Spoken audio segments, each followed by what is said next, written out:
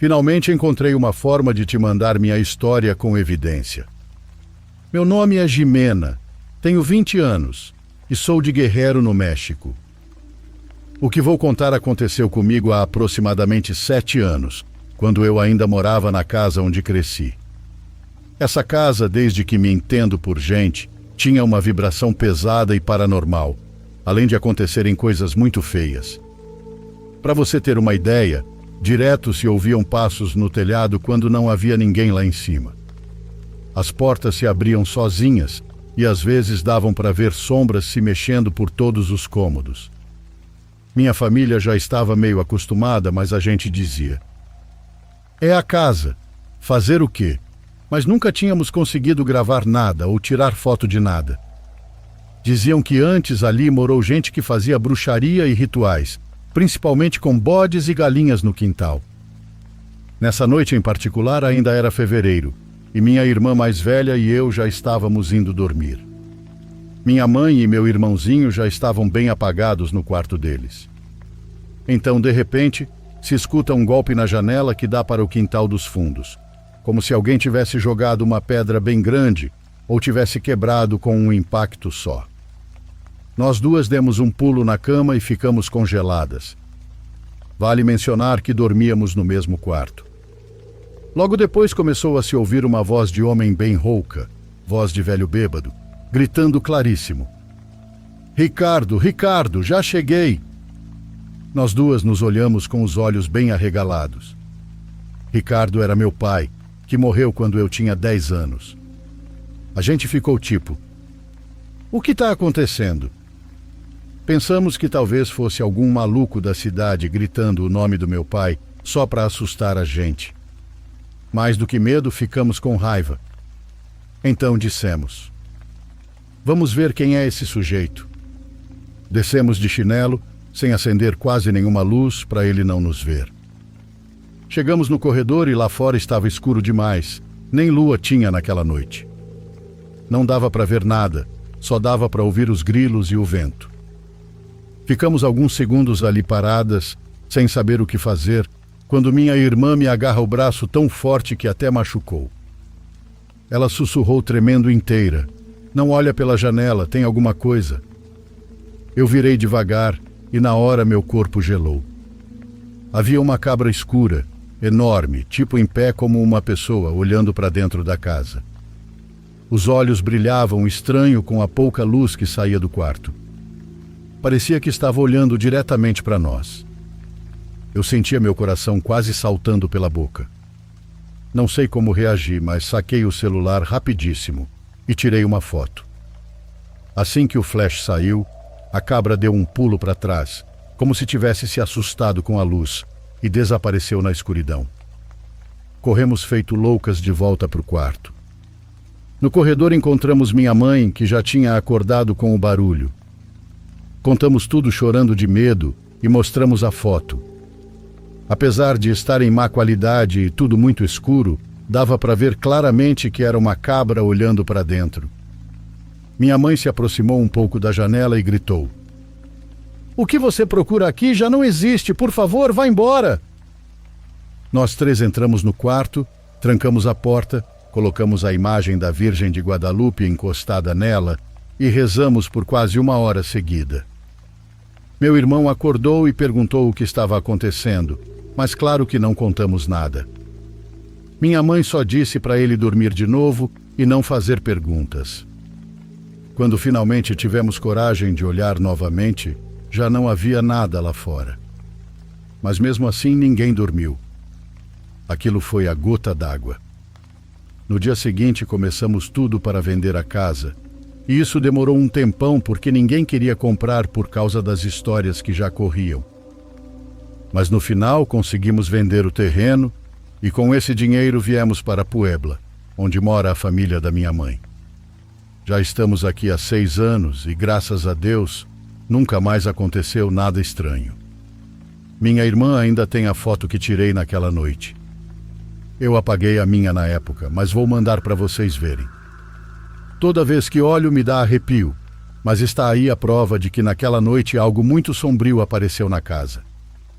O que nunca entendemos é porque aquilo gritava o nome do meu pai. Bom, é isso. Obrigada pela oportunidade de compartilhar minha história.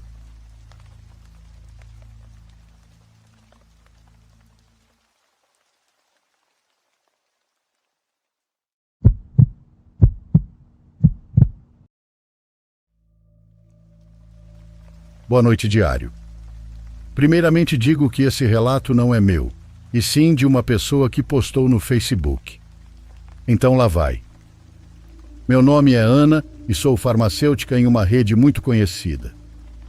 Faz anos que estou atrás do balcão dispensando receitas, explicando dosagens e brigando com o sistema quando ele cai à meia-noite. Já trabalhei em todos os turnos. De manhã com os jovens procurando testes de gravidez e de madrugada, que já é outra história. Luz fria e muito silêncio, até que alguém chega de emergência. Já vi os dois lados da moeda nesses anos em que trabalho aqui. Agora, houve alguém que me marcou especialmente e essa foi uma cliente que, sem falta, todas as quartas-feiras e algumas sextas, passava pela minha janelinha por volta das 10 da noite. Dona Lete. Tinha 80 e tantos anos e um sorriso que despertava muita ternura em mim. Era magrinha. Quase sempre usava o mesmo casaco cinza, um bolsinho de pano onde carregava um caderninho e seus óculos. Ela trazia a receita dobrada com cuidado, com um monte de medicamentos prescritos para os ossos, para diabetes e principalmente para a pressão. Lembro claramente de como ela apontava com o dedo trêmulo o nome dos remédios, como se eu não soubesse de cor. Losartana com hidroclorotiazida, que ela odiava porque a fazia ir demais ao banheiro, e outra longa lista de remédios que não vou citar. O problema é que Dona Lete sempre levava o mínimo, uma caixinha para 7 dias, e às vezes nem isso. Notei que em algumas ocasiões ela deixava de comprar algum medicamento, e quando já tínhamos mais intimidade eu perguntava, e ela dizia que ainda tinha, ou que um vizinho tinha dado. Não havia motivo para desconfiar, mas se eu via que ela estava muito apertada, eu mesma pagava uma caixinha para ela levar outra. Não é que eu me ache uma heroína, mas digamos que eu preferia comprar uma caixa de losartana do que descobrir que Dona Lete tinha tido uma crise hipertensiva. Nós nos aproximamos em relativamente pouco tempo, porque Dona Lete era muito conversadora. Ela começava a me contar histórias dos vizinhos e tudo mais, e foi assim que descobri que vivia sozinha. Parece que os meninos dela trabalhavam longe e nem sempre podiam mandar dinheiro. Ela também falava que a vizinha de cima fazia barulho e que o frio a deixava de cama porque doíam os ossos, essas coisas. Ela também aprendeu meus horários e perguntava se eu já tinha jantado, algo muito doce da parte dela, porque até criou o costume de me levar presentinhos. Tinha dia que me levava pão, doces ou algum refratário com algo que tinha cozinhado. E olha, Dona Lete cozinhava muito bem. Fora isso, não há muito mais a dizer. Era uma senhora educada, falava bastante e era uma cliente que alegrava minhas noites porque ficava um tempinho conversando comigo em vez de simplesmente comprar e ir embora.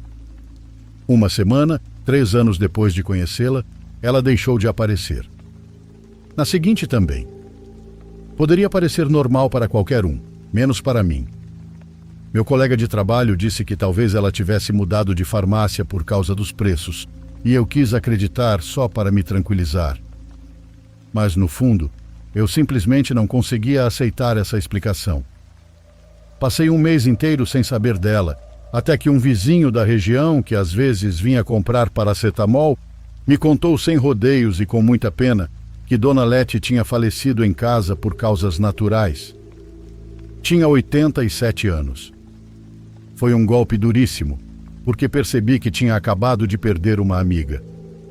Não consegui evitar que as lágrimas caíssem, e por alguns minutos meu colega teve que me substituir, mas depois consegui respirar de novo.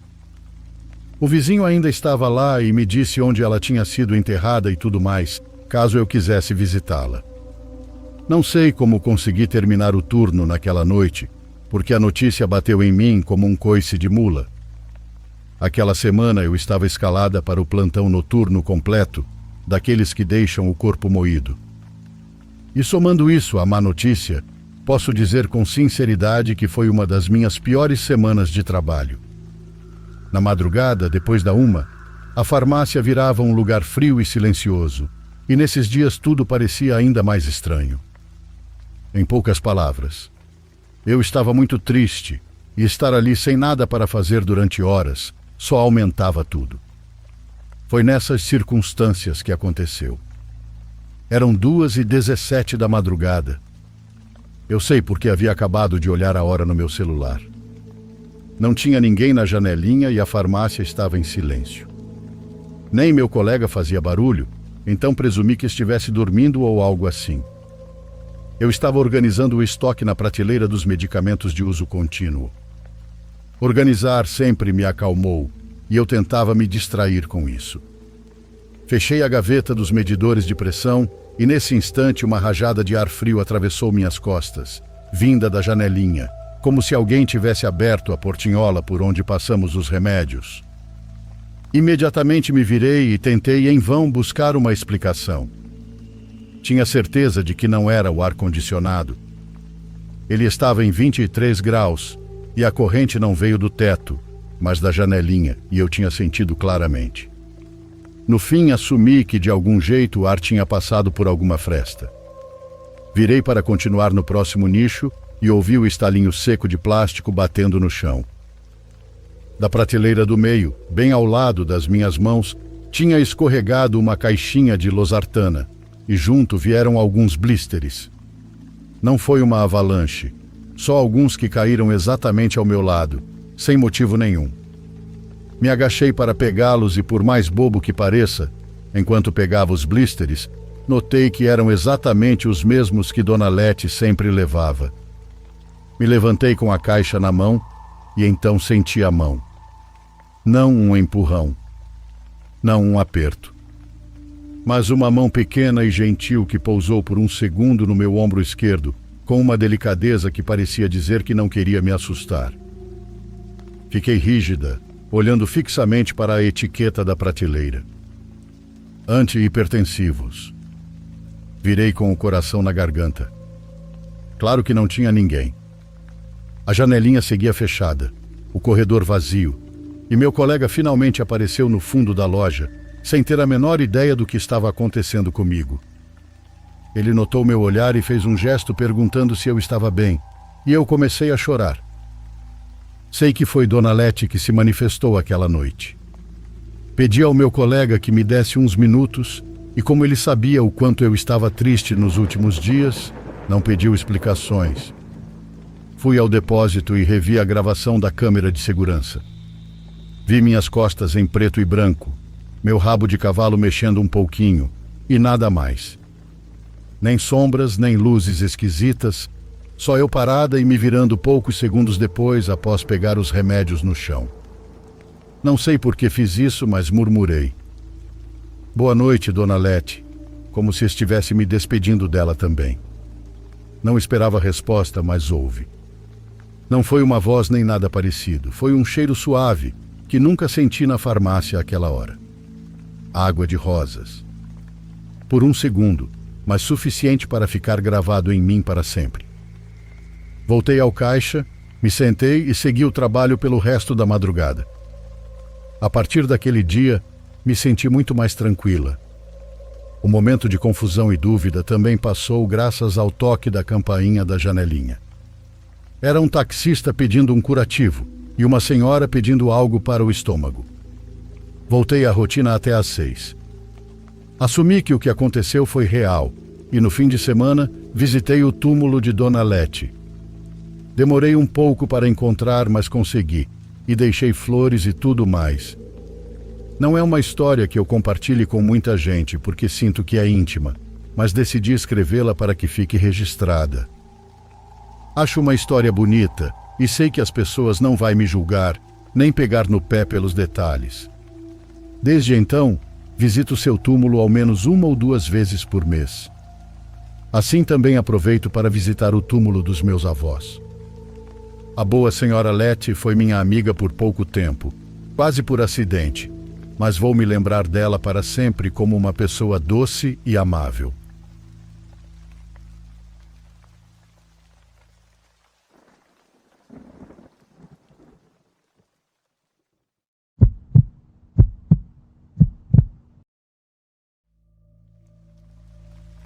Meu pai é de um povoado quase extinto. Ele diz que um dia gostaria de voltar, embora saiba que já não tem nenhum familiar vivo. Eram poucos desde o início. Cada vez que ele fala do povoado, parece que fica olhando para um ponto que só ele vê. Uma coisa que ele conta, e que foi muito comentada naquele lugar, foi o que aconteceu quando tentaram ampliar a igreja. O assunto do dinheiro para a ampliação e a reforma é interessante, mas essa história fica para outro dia. O que importa é o que ocorreu quando começaram a escavar. Quando já tinham garantido os recursos, enviaram um arquiteto, sabe-se lá de onde, para fazer as medições. Não era só ele, vieram várias pessoas antes de realmente começarem a obra. Naquele tempo, meu pai tinha uns 14 anos e já trabalhava desde os 9. Durante 2 dias, as pessoas trabalharam só no pico e na pá, até que mandaram a escavadeira. Com a máquina foi mais rápido. No 3º dia, cavando buracos, a pá da máquina bateu em algo duro. Não era rocha, era uniforme demais. Quando desceram para ver, perceberam que era uma laje de pedra amarelada de tamanho indeterminado, enterrada mais fundo que o normal. Com pás, foram descobrindo as bordas. Era lisa, pesada e muito antiga. Alguém disse que parecia uma lápide, mas estava profunda demais para ser isso.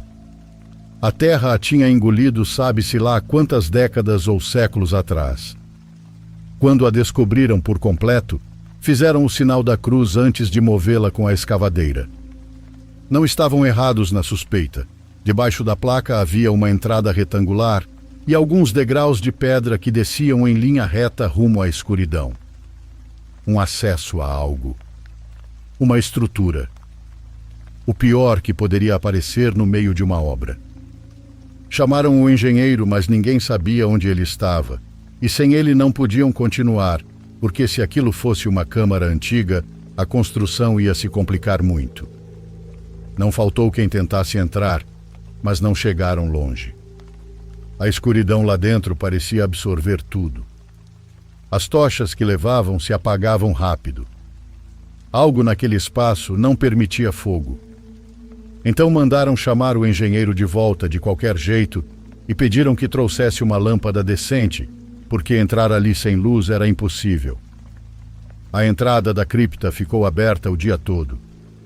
Ninguém queria mexer na laje de novo nem tampá-la sem que o engenheiro voltasse. O buraco ali, respirando ar frio, parecia uma ferida no chão. Por puro mórbido interesse, o povo passava para olhar. Quando o sol começou a se esconder atrás dos morros, o ambiente mudou.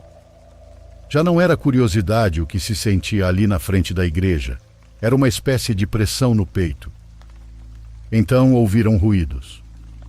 Um barulho profundo que parecia empurrar o ar para fora. Primeiro pensaram que eram morcegos ou algum animal preso. Alguém se animou a olhar. Falou, perguntando se havia alguém lá embaixo. A resposta foi algo grande roçando na pedra.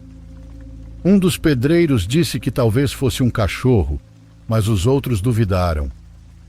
Era o tipo de som que faz algo acostumado a caminhar na escuridão. Meu pai estava por perto, ajudando a mover sacos de areia. Quando viu o povo se aproximando, não resistiu. Foi e ficou atrás de um grupo que se encostou demais na beirada do buraco. Então saiu primeiro uma sombra. Depois as patas dianteiras enormes, ossudas, mas ainda fortes.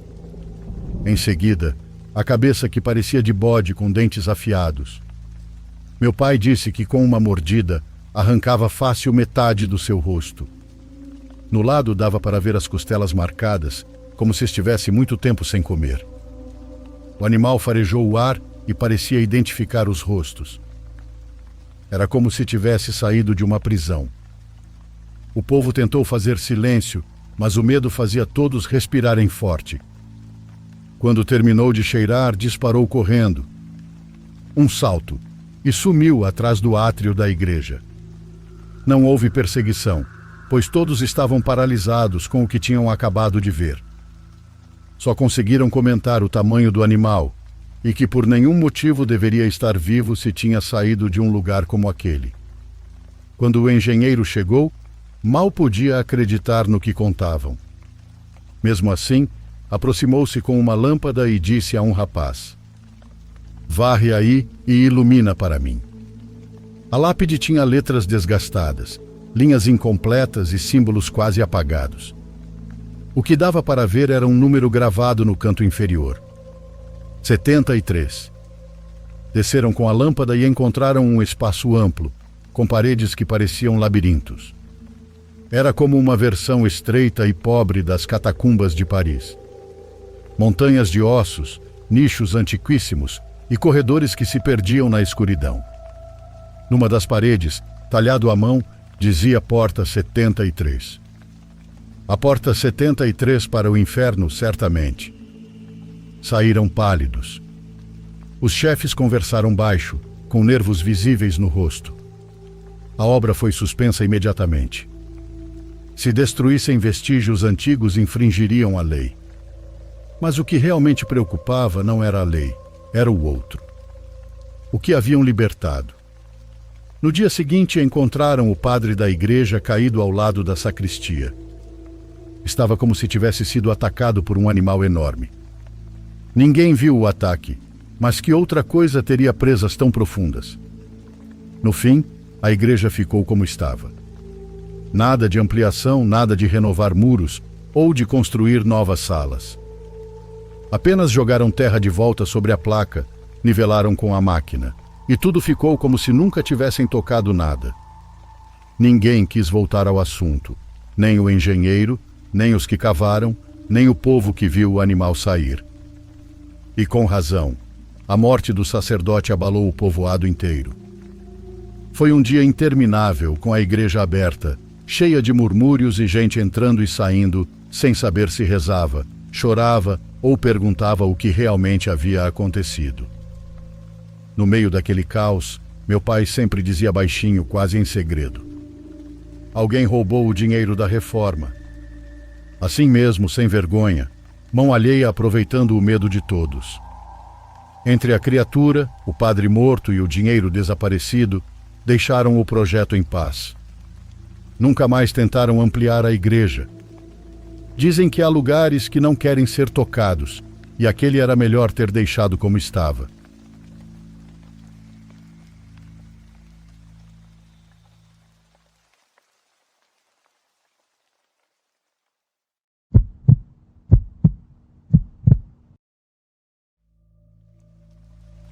Minha prima se chama Yolanda, tem 2 filhos e 27 anos.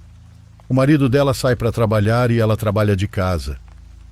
Ela organizou seus horários de modo que conseguisse ter tempo para ir às aulas de yoga das 10 às 11. Ela sempre me convidou para essas aulas, mas por uma ou outra razão eu nunca pude ir. Isso vem ao caso porque um dia a professora de yoga chegou e contou que no fim de semana anterior tinha decidido ir à Serra do Cipó com algumas amigas. As amigas, assim como ela, eram totalmente envolvidas no assunto. Elas foram a um lugar que já conheciam, mas no meio do caminho decidiram explorar uma trilha nova quase sem uso. Encontraram uma estrutura como uma espécie de ruína, mas não parecia tão antiga. Não imagine algo de 1500, pense mais em uma igreja abandonada e caída. Ali elas começaram a praticar, depois meditaram e fizeram várias outras coisas. A própria professora fez um desenho e mostrou para as alunas. A questão é que ela organizou uma excursão com a turma para esse lugar. Minha prima obviamente quis ir. A instrutora disse que, como já podiam imaginar, era um evento para a alma e para a cura, mas que também chamaria seus irmãos para acompanhá-las, por segurança. A turma já conhecia os irmãos. Eram grandões, muito prestativos e respeitosos. E por isso mesmo, a instrutora disse que se quisessem poderiam convidar alguém para acompanhar o grupo, já que seria uma entrada no meio do bosque. Minha prima pediu para eu ir. Me implorou para acompanhá-la. A instrutora levou a caminhonete dela, que cabiam 8 pessoas. Minha prima levou o carro dela e fomos 3 nele. Já outras 2 alunas também levaram caminhonetes. E assim, do jeito que fomos nos carros até a serra, também seguimos em grupinhos pela trilha. Um dos irmãos da professora ficou por último, chutando galhos, assobiando e tirando fotos entre as árvores. De repente, o rapaz ficou um pouco para trás. Minha prima, outra colega chamada Silvia e eu, que íamos quase no final do grupo, paramos para esperar por ele. Eu te digo, ele vinha assobiando e de repente ficou em silêncio. A gente virou para olhar e ele já não estava lá. E o pior é que nós levávamos apitos. Como não pensamos em usá-los para avisar o pessoal da frente e pedir que esperassem? Ficamos em silêncio tentando ouvir se ele voltava, mas ouvimos foi um estrondo forte e um grito de dor. Voltamos correndo para ver. Era um caminho que contornava o morro, então de um lado havia bosque e do outro alguns barrancos mais profundos que outros. Aconteceu que o rapaz se apoiou num tronco, se inclinou para olhar uma espécie de poça lá embaixo, escorregou e caiu uns 4 metros. Quando vimos o que tinha acontecido, minha prima disse para Silvia ir avisar o restante do grupo. Silvia sumiu no caminho. Enquanto isso, descobrimos por onde descer até onde ele estava e ficamos esperando um pouco para ver se alguém aparecia, mas nada. Ele não parecia tão machucado, mas o ombro estava horrível, deslocado numa posição muito estranha. Ele se contorcia de dor, tentando recuperar o fôlego, porque a queda tinha tirado seu ar. Minha prima e eu gritamos muito, mas ninguém respondeu. Depois de alguns minutos, ele conseguiu se levantar sem maiores problemas. Pediu que ajeitássemos seu ombro, mas nem eu nem minha prima conseguimos, pois acho que precisava de muita força. Só fizemos ele se contorcer ainda mais de dor. 3 tentativas foram suficientes. De repente, ouvimos gritos. Fomos na direção deles, mas não conseguíamos subir, já que só escorregávamos. Acho que se estivesse bem, ele conseguiria sair daquele buraco sozinho e nos ajudar, mas com o ombro daquele jeito, era complicado. Tivemos que dar uma volta enorme e acabamos em um caminho que não era o mesmo por onde viemos. Gritávamos nós 3 e ouvimos o grupo gritando de volta. Seguíamos em direção ao norte e do nada começamos a ouvir gritos vindos do sul. Confusão total. Claramente ouvimos o grupo em uma direção e, de repente, quando parecia que estávamos perto, tudo mudava. Foi aí que minha prima deu um pulo, mas um pulo gigantesco. Gritou, cobrindo a boca com a mão e apontou para uma árvore. Havia uma pessoa espiando por trás do tronco. Não era nenhuma das moças do grupo.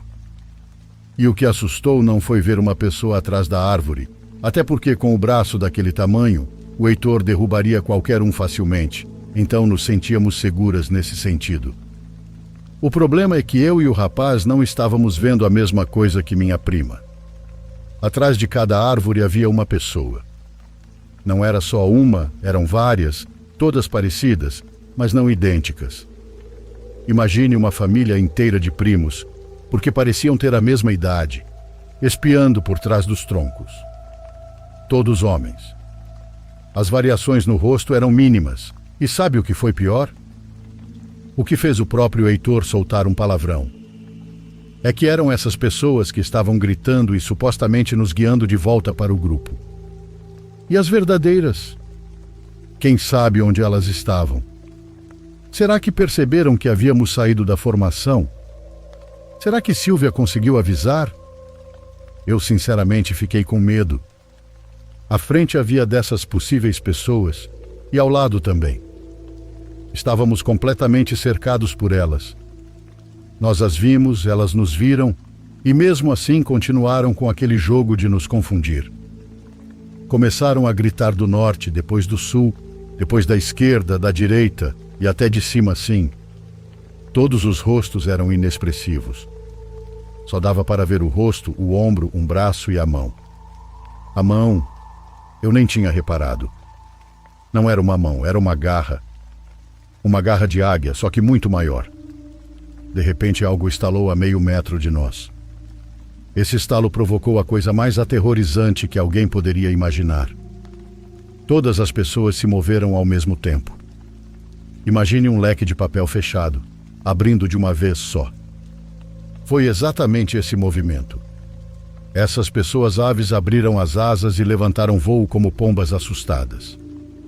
Não se transformaram em nada, já eram criaturas horrendas, mas com rosto humano.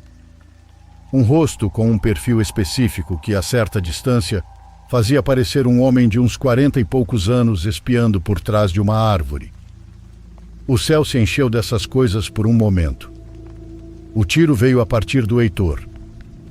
Ele levava uma arma porque realmente tinha levado a sério a missão de proteger o grupo. Virou um caos. Por sorte, o tiro fez com que nos localizassem. As pessoas do grupo chegaram desesperadas, principalmente a instrutora, porque sabia que o irmão só usaria a arma em caso de urgência extrema. O grupo começou a discutir se continuariam ou voltariam. Na verdade, só tínhamos perdido uns 40 minutos, então ainda havia tempo. Chegamos às ruínas. A instrutora não exagerou, era um lugar muito bonito. A energia estava fortíssima. Sinceramente, deu para sentir uma recarga real. Até esquecemos o que tinha acontecido quando nos perdemos. Já estávamos voltando quando ouvimos gritos da Sílvia. Senti meu coração despencar porque Sílvia estava ali do nosso lado. Só que ela tinha se comportado esquisita o tempo todo.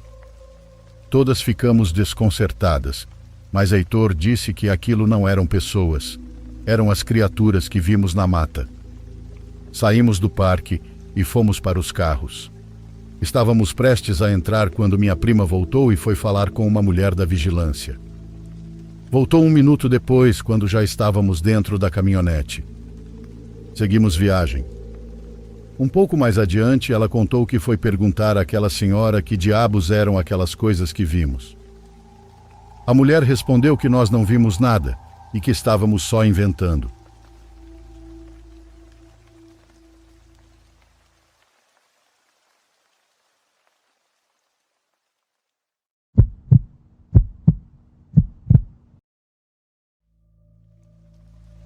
Isso que vou te contar eu não contaria para absolutamente ninguém. Não faz sentido, não tem explicação, mas se você quiser ficar, sei que também vai se horrorizar. Vai querer olhar debaixo da cama 2 vezes antes de ir dormir. Não sei se adianta você saber agora, mas mais para frente vai ver que sim. Meu pai e meus tios são veterinários e juntos têm uma clínica. Eu estudei medicina veterinária, mas acabei me dedicando a outra coisa completamente diferente. Bom, essa história começa quando uma vez, por volta das 4 da manhã, ligaram para o meu irmão. O acordaram e ele saiu correndo, sem dizer para onde ia. Bateu a porta da entrada e levou o carro. Eu fiquei acordado esperando ele voltar. Mandei mensagens e estava tudo bem, mas ele não respondeu. E lá pelas 7, quando eu já tinha que levantar, ele chegou em casa. Veio com a namorada e os sogros, trazendo algo embrulhado em um cobertor. Na hora eu entendi do que se tratava sem precisar perguntar. Com certeza o pet dela tinha passado mal de madrugada. Fui embora, passei o dia todo fora cuidando do meu trabalho e dos meus próprios assuntos, sem pensar muito em mais ninguém. Porém, quando voltei para casa, encontrei todos estranhos. Meu irmão estava com uma faixa enrolada na mão. Conta para sua irmã o que aconteceu, disse meu pai para o Jonatas. Aconteceu que a namorada dele ligou de madrugada perguntando se ele podia ir ajudar com algo que tinha entrado na casa. Não deram mais detalhes naquele momento. Ele foi pensando que podia ser uma cobra ou um réptil médio, talvez. Quando chegou, encontrou algo no chão coberto por uma manta. Já batemos, mas ele ainda se mexe, disse a senhora. Os pais dela já são bem velhos e felizmente não mataram o animal, pensou ele. O correto sempre é realocar. Meu irmão não tinha a menor ideia do que havia embaixo da manta. Quando levantou, aquela coisa se moveu em direção a ele. Era um braço humano que se movia por vontade própria. Era algo inacreditável. Poderia muito bem ser uma brincadeira ou um brinquedo eletrônico hiperrealista. Era, ou pelo menos parecia, muito com um braço humano. O movimento da articulação e dos dedos permitia que ele se deslocasse de um jeito aterrorizante. Meu irmão disse que o pegou com mais medo do que teria de serpentes. Apesar da hora, ele ainda esperava que alguém dissesse que era uma piada. Sentiu que o que estava por dentro se movia de um jeito diferente do que se moveria um braço humano. Parecia do jeito que você imagina que seja o interior de um robô. Aquela coisa fez um movimento estranho e meu irmão quase a deixou cair. Como que aquela coisa foi para cima do rosto dele, não sabemos, mas ele apertou firme para controlá-la. Examinou o melhor que pôde, mantendo distância, e viu que era algo impossível.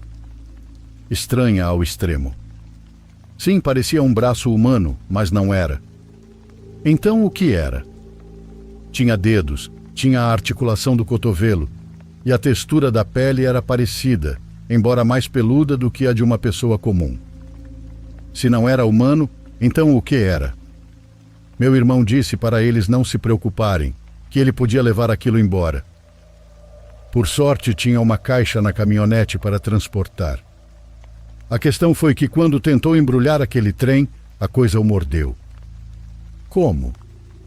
No início ninguém entendeu, mas ela tinha dentes no que parecia ser a palma. Ele deixou aquela coisa cair e aquilo tentou fugir naquele momento. Então a Jamile deu um pisão forte. O braço parou de se mover como antes e passou apenas a tremer. Meu irmão ficou com pena, mas entendeu que sua namorada agiu por instinto. Os pais da Jamile não deixaram que ele dirigisse. Enrolaram a mão dele em um pano e o levaram para nossa casa, trazendo também aquela coisa embrulhada no cobertor. Deixa eu ver, eu disse. Não terminei, respondeu meu irmão. Levaram o braço para a clínica e colocaram sobre uma das mesas. Estavam observando quando alguém começou a bater na porta. Bateram 2 vezes normal e depois começaram a socar. Abriram e do lado de fora havia militares e até 2 marinheiros. Não disseram nada, não pediram permissão, entraram, pegaram a coisa e levaram. Aham. 1000 perguntas e 0 respostas. Jogaram uma folha antes de sair, e nela dizia que tudo o que havia acontecido era segredo de Estado e tinha um monte de referências, artigos e leis. Então vocês não sabem o que era? Não, não sabemos. Mas não dá medo que os militares vieram buscar isso? Todos ficamos com medo e em silêncio. E como encontraram isso? Ou como entrou na casa da Jamile? Meu irmão disse que a garota estava dormindo e sentiu dedos se enroscando no cabelo dela. Estava sonhando quando sentiu um puxão. Levou a mão à cabeça e tocou o braço quente, desprendido de um corpo. Eu teria morrido de susto, eu disse. Os militares confiscaram os telefones, disse meu pai. Já se passaram uns 7 anos desde então. Meu irmão, embora a ferida tenha cicatrizado e naquele dia tenha levado 1000 injeções, até hoje diz que a mão ainda fica estranha, como se às vezes ele sentisse pequenos espasmos. Porém, até hoje não aconteceu quase nada que realmente o deixasse preocupado.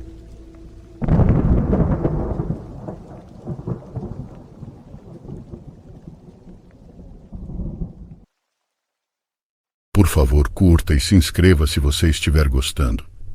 Agora continuamos.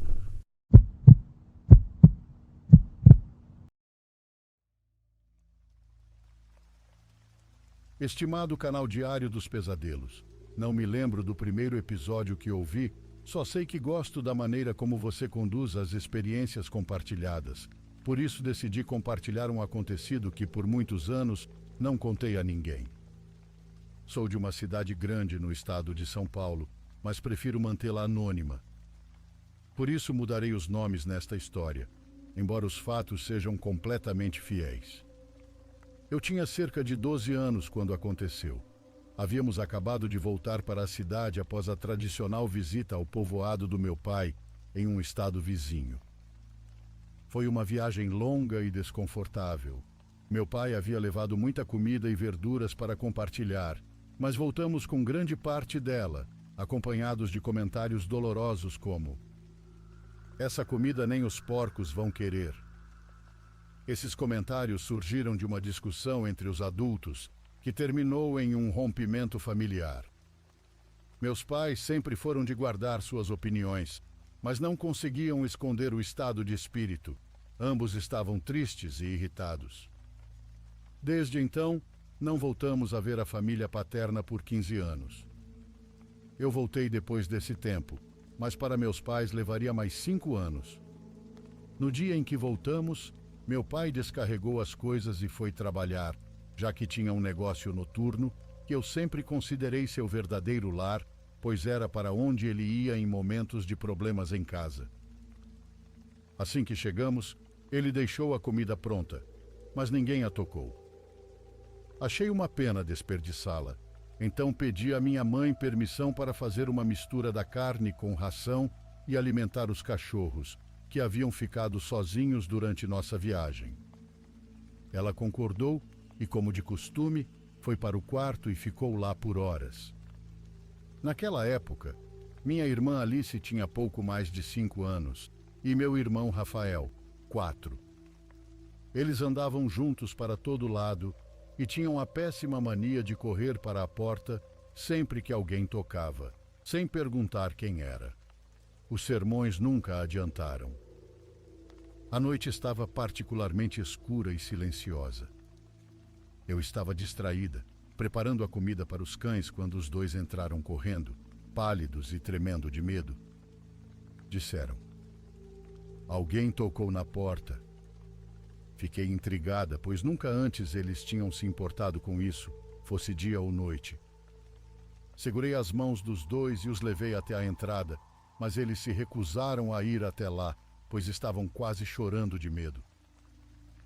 A porta era de ferro branco com vidro fosco, que não permitia ver detalhes, mas dava para perceber se havia alguém. Olhei e não vi nada. Havia uma grande janela ao lado da porta, mas também não havia ninguém.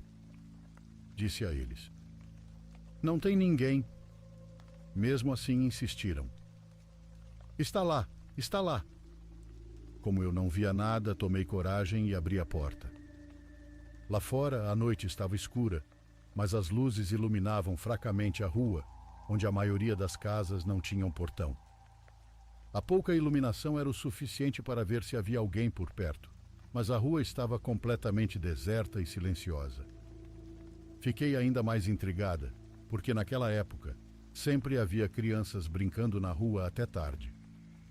Olhei ao redor, mas não tinha nada. Chamei meus irmãos para verem também. Rafael não quis se aproximar, mas Alice, hesitante, pegou minha mão. Juntas vimos a rua deserta, o que a acalmou um pouco. Voltamos para dentro, mas antes de dar as costas à porta, ouvi 3 batidas fortes, claras. Meu coração quase parou. Olhei de volta, mas não havia ninguém. Senti como se algo ou alguém estivesse parado ali o tempo todo.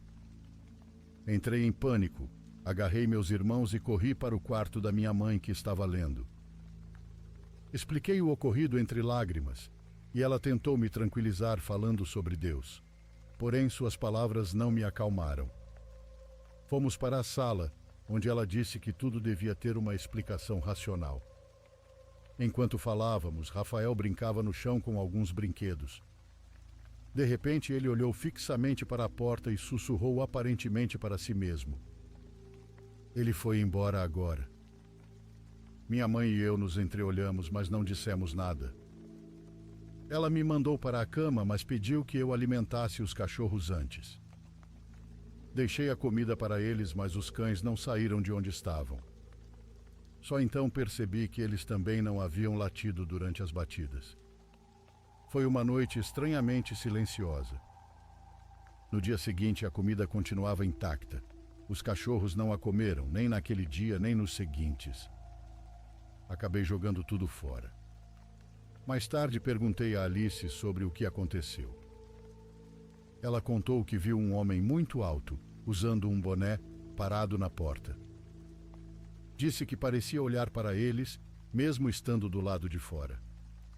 Rafael nunca falou sobre isso. Era pequeno demais e parece não se lembrar. Passei anos me perguntando quem era aquele visitante, mas hoje prefiro não buscar respostas. Algumas perguntas talvez é bom nunca buscar explicação.